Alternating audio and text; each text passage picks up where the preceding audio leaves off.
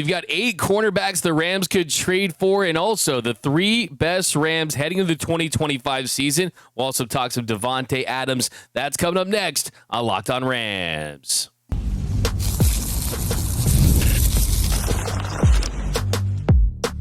You are Locked On Rams, your daily Los Angeles Rams podcast. Part of the Locked On Podcast Network, your team every day. What is up, Ramily, and welcome to another episode of Locked On Rams, your daily podcast covering your Los Angeles Rams.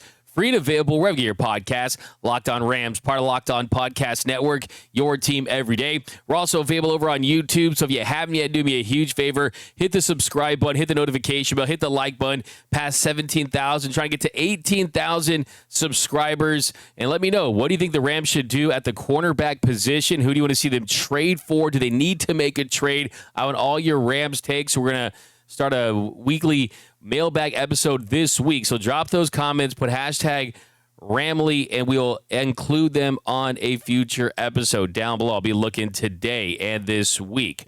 My name is Doug McCain. Friends call me D-Mac. You can follow me on X and Instagram at DMac_LA. I've been covering LA sports for over a decade, 24/7 sports, Bleacher Report, SI, Dodgers Nation, Chat Sports.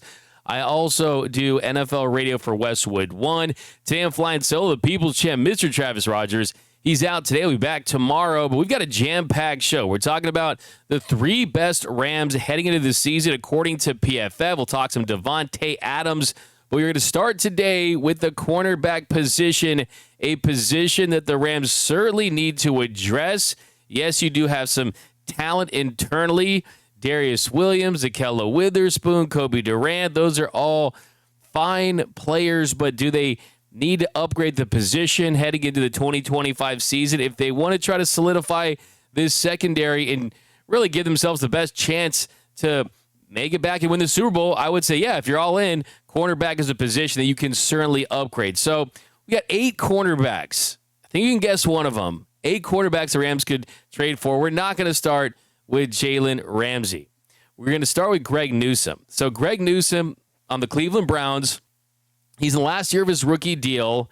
He's interested in signing a contract extension. Still young, 25 years old. The Rams could be a team that says, okay, we look at the year he had in 2024, which is not a good season. He started just 3 games. He missed the Browns' last 4 games of the season, was dealing with a hamstring injury, really banged up throughout the year. Got just 1 interception, had 27 combined tackles, 5 passes defended.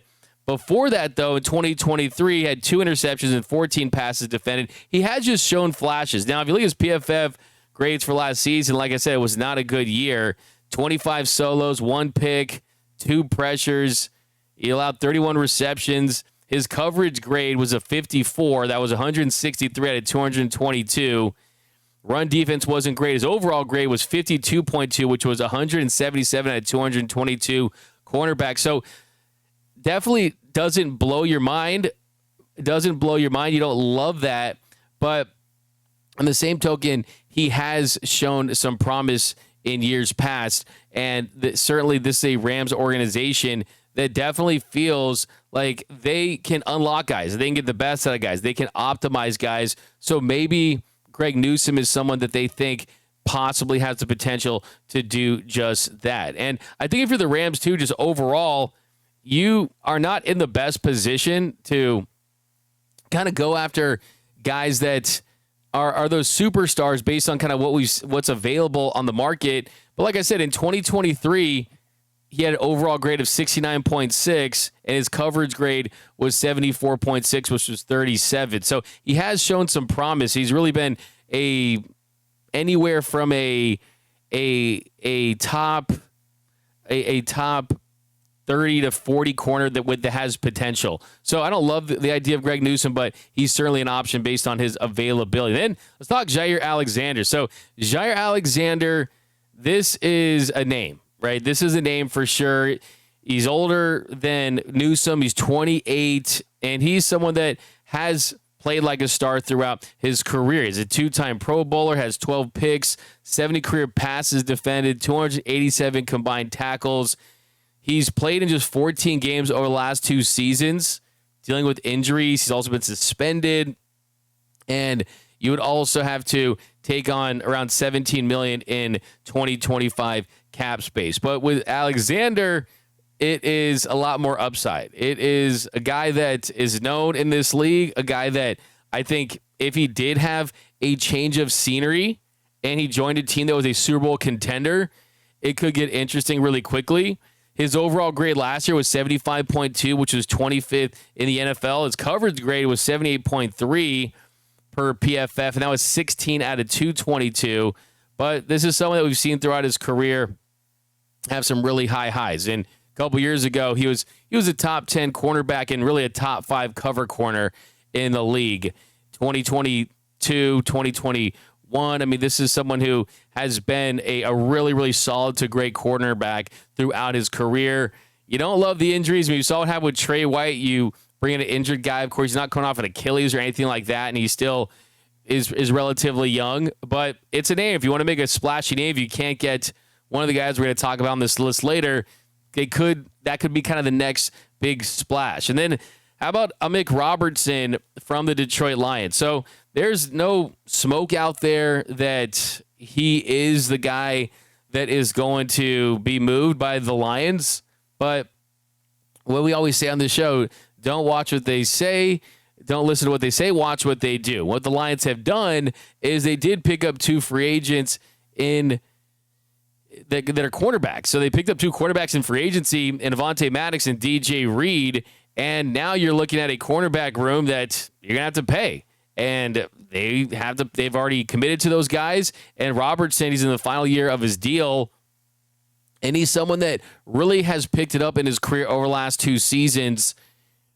So Robertson could be a guy that, okay, maybe he's not the splashiest name, but he's a guy that could be available if you make that phone call, just because of the fact he's on a 1-year deal, because of the fact that they've already kind of made it clear in Detroit kind of where their future is at that position. He's not great. I mean, he really isn't. I mean, overall grade of 64.5. And he's never kind of been a guy that screams elite. But if you're looking for solid, that's definitely a possibility there because of your situation that, hey, you have guys at that point that you kind of wonder, okay, how much of an upgrade is it? Is it really that worth it? Not a big dude, 5'8", 183 pounds. But still, if you are adamant on making a move to add a cornerback, it's a possible option. I don't love that one, I'll be honest. It's not extremely high on my list, but it is an option. And we're just kind of going through everyone that could be out there. Next one, Jamel Dean. Jamel Dean's interesting because he's a true veteran in the same situation with the Tampa Bay Buccaneers. That they're a team that has made some additions to that position. They drafted 2 cornerbacks in this past draft. Yes, they were day 2 picks, but still that's 2 cornerbacks. I mean, you saw this Rams team, they didn't really go higher, prioritize that position because they thought they're going to be active in the trade market. And Dean, he's turned 29 in October. He missed 4 games in 2024, had 1 interception, 7 defended passes, 59 combined tackles. For him, it's another one where you factor in the contract situation as a $15.13 million cap hit and a $15.74 million cap hit in 2026. So that could be viewed as, okay, that's a good chunk of change for a corner that we don't necessarily think is elite, but that could also be a reason why the Buccaneers would want to move from him, because you could be opportunistic and take advantage of the fact that they got those couple corners and they're going to have to pay him, so they might want to get off some of that money. And this is someone that, honestly, I really think in the right year, right system with the Rams, I think he can elevate his play a little bit. I really do. Because, I mean, last year, 75.1 overall PFF grade. That was 26 out of 222. Coverage grade, 74.9. That was 23 out of 222. So this is someone who has been pretty darn consistent throughout his career. And he's someone that kind of fits where the Rams are at as far as kind of their veteran presence, as far as kind of where they're at in their team build. And yeah, I mean, just 2022, he was a top 13 cornerback. I mean, 2021, I mean, he's pretty much been top 30 to top 15 throughout the course of his career. I like the size, of course, 6'1", 206. Still got some youth in him. I still think he has a couple years where he can be a top 20 corner. So that's definitely an interesting one to keep your eyes on. And, of course, we'll talk about some Jalen Ramsey. I know that it's on the top of a lot of people's list out there. If it's not, let me know down below. But we're going to continue to run through this list, and we are going to reveal PFF's top 3 players for the Rams heading into the 2025 season. That's coming up next on Locked On Rams. And a reminder that today's episode of Locked On Rams is brought to you by our friends over at LinkedIn Jobs. As a small business owner, your work doesn't end when the clock hits 5. Your business is always on your mind, which means when it's time to hire, you need a partner that works just as hard as you do. That's where LinkedIn Jobs comes in. When you clock out, LinkedIn clocks in. LinkedIn makes it easy to post your job for free, share it with your network, and get qualified candidates all in one place. Post your job. LinkedIn's new feature can help you write your descriptions for your jobs and then quickly get your job in front of the right people with deep candidate insights. And here's a pro tip. Add the hashtag hiring frame to your profile picture to double your reach to qualified candidates. No wonder 72% of small businesses say LinkedIn helps them find high-quality hires. Post your job for free at linkedin.com/LockedOnNFL. That's linkedin.com/LockedOnNFL to post your job for free. Terms and conditions apply. And we are off and running here on Locked On Rams. Thank you for making Locked On Rams your first listen every single weekday. Free and available wherever you get your podcast. Locked On Rams, part of Locked On Podcast Network, your team every day. Also want to send a special shout out to those everyday listeners out there, especially those day ones. Those of you, you know you are, that have been listening and watching for years and years and years. We picked up a lot of new viewers, a lot of new listeners lately with all the free agency madness, the draft madness. And I just want to say that now's the time to join that Everyday Listeners Club, because when you join the Everyday Listeners Club, you don't miss a thing about your Los Angeles Rams. So it becomes a more rewarding experience to follow the best football team in the land. But okay, here in our second segment, we're going to pick this up. And like I said, guys, this is the first of several episodes. We're diving into several cornerback options. And think of this one as kind of the window shopping episode, just kind of looking around, seeing what's available, checking out some of these names, and then I'm sure we might hear some rumors, and we'll probably end up with the name that we've been mentioning for quite a while now. But next one on the list, how about Deron Bland? So we know how good he was in his first couple of years with the Dallas Cowboys. I mean, this is someone that just found a way to get the football in his hands, found a way to make plays, and that is evidenced by 14 interceptions, 22 passes defended in 23 games. And then he did miss some time, significant time in 2024, missed 10 games, had a stress fracture, did come back in the final 7 games, had 6 passes defended, 41 combined tackles. But this would be an interesting one because the upside play as well, because he's young. 25 years old, and he's looking for a big contract. He wants to get that big deal. The Rams, they might not want to extend him and give him that big contract, but they could still use him and evaluate him. And this is a guy that, I mean, just in 2023, his overall grade in 2023 per PFF, 90.4. That was first among 229 qualified cornerbacks. His coverage grade, 89.9. That was third. Run defense grade, fourth. I mean, this guy, when he's healthy, he's among the best corners in the National Football League. Now, no guarantee that he's going to be dealt, and it would be largely predicated on how aggressive the Rams would want to be as far as draft capital. But still, this is a name that I think before you make the move for one of the big fish, you want to just call around, see what's available. Now, they might, for someone like Deron Bland, you might pick up the phone and kind of fart on the phone and put it back and hang it up and cut the cord. But still, I mean, it's your job and your due diligence to ask around and see what is available. Okay, how about Jaquan McMillan? Now, another example of a guy whose team has made it clear what they're doing at that position for the future. They drafted Jahdae Barron, a guy that we loved on this show, out of Texas in the first round of the 2025 NFL Draft. McMillan in 2024, he started 9 games. That was the most he's ever had in his career. He is a depth guy, right? He's not someone that is your premier feature corner. He's way back on the depth chart for Denver behind Patrick Surtain Jr., Riley Moss, and now Jahdae Barron. But he's been really, really, really, really solid throughout his career. I mean, he absolutely has been. And he's got 4 picks, 15 pass defended, 3 tackles, 132 combined tackles in the last 2 seasons.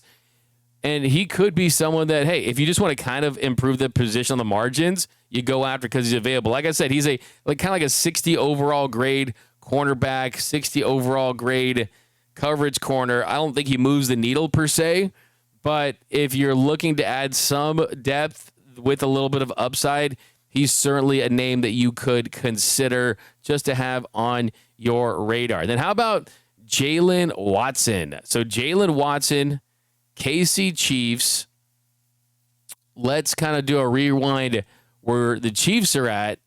This is someone that he started week 1. The Chiefs trade away L'Jarius Sneed. And then Watson, he played in 6 games. He missed the rest of the season with a broken ankle. So the Chiefs, they picked up Christian Fulton in free agency. They also picked up Trent McDuffie's 5th-year option for the 2026 season. So they're going to be in a position where they're going to have to commit to Watson contractually. They have to pay him at some point too. And he's another tall corner. We know the Rams have an affinity for bigger, taller cornerbacks. And he has 1 interception, 12 passes defended, 82 combined tackles in his first 2 seasons. And the good thing about him is I don't think he's came close to reaching his ceiling or his potential. He had really shown that upside before the injury. Last year, 70.9 overall grade, a 74.2 coverage grade, though. So he's really a top 30 cover guy, top 40 corner that I do think has some athletic upside and some potential. So that's what kind of makes it intriguing. And then the Rams could look to go for a team that is possibly going to move off a guy. So there's those names. And then, of course, there's Jalen Ramsey. So Jalen Ramsey, we know that's the 8th one. We've broken him down back and forth, front to back, and it's just a matter of hopefully time. Some people think that he's more washed than others, but I personally think that all the numbers say that he still has some really good years left in the tank, and I think it's really just a matter of the Rams getting that deal done financially and what it's going to take to do that. So, yeah, Jalen Ramsey and the Rams, it hasn't died until Jalen Ramsey is on another team, until Jalen Ramsey is either staying put or he's traded, which he's clearly going to get traded. There's no doubt about that at this point. Then I'll believe when I see it, because Adam Schefter, in his latest report, they named the Rams as the best fit. Adam Schefter pointed out, and then ESPN's Matt Bowen, he wrote about the fit of Ramsey and the Rams. Said Miami general manager Chris Greer said the team is looking at offers for Ramsey, who is no longer a blue chip defender at age 30. The Rams could use his skill set. His jolt of speed and ball production would upgrade their secondary. They'd also have to give up a lot less this time around to acquire him. Ramsey can still pattern match vertically down the field, and he still has high-end backfield vision and zone coverage. He would also give Los Angeles more flexibility in sub-packages because he can create disruptive plays as a nickel corner. He had 2 interceptions, 8 pass breakups, and 6 tackles for loss in Miami last season. So, yeah, I think that when you add the factors of, okay, the Rams are a Super Bowl contender, Jalen Ramsey has a elite understanding and a complete familiarity with this Rams defense. And, of course, Chris Shula, new coordinator, you're going to have to kind of work on that. But still, he understands what his role would be with this team. Now, we do need to wait to see if Ramsey has the Rams as one of his his destinations that he wants to go to, and I would be shocked if he didn't have that at the top. But yeah, I mean, the truth is that you can say that he's not the elite Jalen Ramsey that we saw, but as Bowen points out, I mean, he can match vertically with some of these better receivers, and he still can pick up things and make great reads in zone coverage. And he's just been really a guy that finds a way to kind of elevate when he wants to, right? And I think that for me, ask yourself this question. Here's kind of the end all be all with Jalen Ramsey. Is he better than Ahkello Witherspoon? Is he better than Darius Williams? Is he better than Kobe Durant and Emmanuel Forbes, who are both going to be free agents after the 2025 seasons? There's no guarantee with Durant and Forbes. I would say the answer is yes, in all caps, in bold letters. And then he just brings that juice, right? He brings that name. The fans would go crazy. So I certainly think that if you're asking me if Jalen Ramsey is available, especially because the cost is going to be a lot from a draft perspective, and the fact that you could possibly get out of that deal in a year, I would say absolutely why not? Unless there's a younger corner like some of the ones we talked about on this show that you see as a more longer-term fit. But let's not forget, you got Stafford for 2 more years tops at this level. Let's just be honest. Let's just be honest about that. Can Jalen Ramsey help the secondary for the next 2 years? I think that he can, and I think that still feels like the move the Rams are going to ultimately make. But coming up next, we are talking about the 3 best players on the Los Angeles Rams, according to PFF. Talks with Davante Adams, too. That's coming up next on Locked On Rams. Should call ourselves Locked On Ramsey. And welcome back to Locked On Rams. Thank you for making Locked On Rams your first listen every single weekday. Free and available wherever you get your podcast. Locked On Rams, part of the Locked On Podcast Network, your team every day. Also available over on YouTube. So if you haven't yet, do me a huge favor. Hit the subscribe button, hit the notification bell, hit the like button for your Los Angeles Rams. But let's get into it here in the third segment. PFF, they dropped their 3 best players per team. And for the Rams, Trevor Sikkema, he has the Rams' 3 best players being quarterback Matthew Stafford. Bet you guessed that one. Wide receiver Puka Nacua, pretty solid. It's pretty obvious that was going to be the choice. And how about edge rusher Jared Verse? So Jared Verse, coming off a rookie season where he was the Defensive Rookie of the Year, Jared Verse, I mean, already a top 3 player for the Rams. It's very impressive. So he writes about the big 3 for the Rams. Nacua led the NFL with a 93 receiving grade and posted the highest non-quarterback WAR on the team at 0.56. Stafford saw his WAR dip from 3.38 in 2023 to 1.81 in 2024, but he remains one of the league's most clutch quarterbacks. Versus burst onto the scene as a rookie, generating 85.3 pass rush grade and 89 total pressures. So that is the future of the Rams right there on the defensive side of the football. And then on the offensive side, you got Puka Nacua. So my big takeaway from this is even though this is a win-now team with veterans across the board at certain positions, guys like Davante Adams and Matthew Stafford and Rob Havenstein, and there's some veterans that are clearly in the sunset of their careers, even though this is a win-now team, 2 of their 3 best players are young with their primes ahead of them. And that is very encouraging for me to know that if you're a Rams team, you can still go for a Super Bowl now, and you can still compete for a title now, but you still have your foundation for the future. So that's very, very, very exciting to me as a Rams fan. And as far as other players that could be included in PFF's top 3, well, Davante Adams, he could certainly be there. If you got a resurgent Davante Adams, he could end up being the 3rd best player on the Rams. He could end up putting up numbers and having production like Puka Nacua. Then how about Kobe Turner? Kobe Turner's a monster that you could make a case is one of the 3 best players on the Rams, especially on his best day. How about Byron Young? Byron Young, edge rusher a guy they took out of Tennessee, a guy that has been athletic and played with force, used that speed. How about Alaric Jackson, a UDFA that has really turned into one of the better left tackles in the sport, and that's why they brought him back. So, yeah, I look at the fact that those guys, Young, Jackson, Young, Turner, Devontae Adams is the only guy of that group in that next tier that you could even argue would be amongst their top three. And they still have an extremely bright future. So, yeah, I mean, I think overall this list should be very encouraging because of the fact that you got guys now and the future. The future is now, but also the future has guys that are still developing and haven't been even close to reaching their ceiling. So I'm encouraged by that. Now, some more PFF stuff too. They ranked Matthew Stafford. As a quarterback that's outside of their top 5 quarterbacks in 2025. They had him at number 7 on their list of best quarterbacks in the NFL. It was behind Jaden Daniels, a couple behind Jalen Hurts. Here's what they had to say about Matthew Stafford.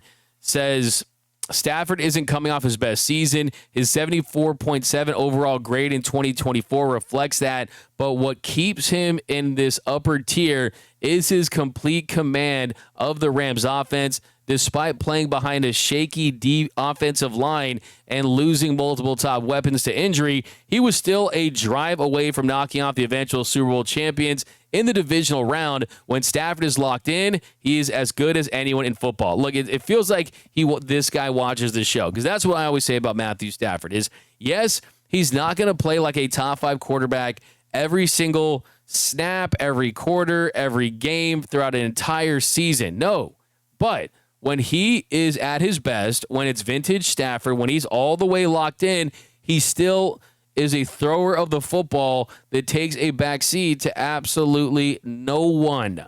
So that is why I still think that you feel great about having a quarterback like that, even at his quote-unquote, I'm doing air quotes for the podcast, advanced age, is because he still has his fastball. He was at the Dodger game. I saw him at the Dodger game a couple days ago wearing a 22 Kershaw jersey. I'm a reporter for the Dodgers. Didn't want to mess with him, but I mean, I was thinking like, this dude, he's got a little more left in the tank than Kershaw does, right? Because I think that he could still be a 1 on a Super Bowl winning team.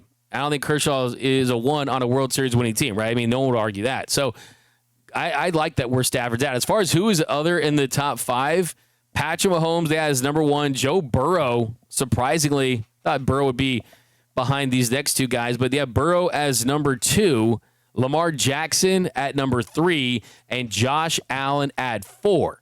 So, yeah, I don't think that you would say that Stafford is ahead of any of those guys on a per-snap basis at this point of their careers. But if Stafford was going up against Lamar Jackson in the Super Bowl, if Stafford was going up against Josh Allen in the Super Bowl, we saw what Stafford did going up against Joe Burrow in the Super Bowl. Think you would like his chances. Patrick Mahomes, of course, is that guy for sure, especially when he's right. But I still think that the Rams are really in a great spot with their quarterback right now. But that's going to do it for this episode of Locked On Rams. My name is Doug McCain. You can follow me on X and Instagram at DMAC_LA. And until next time, whose house? It's Locked On Rams house.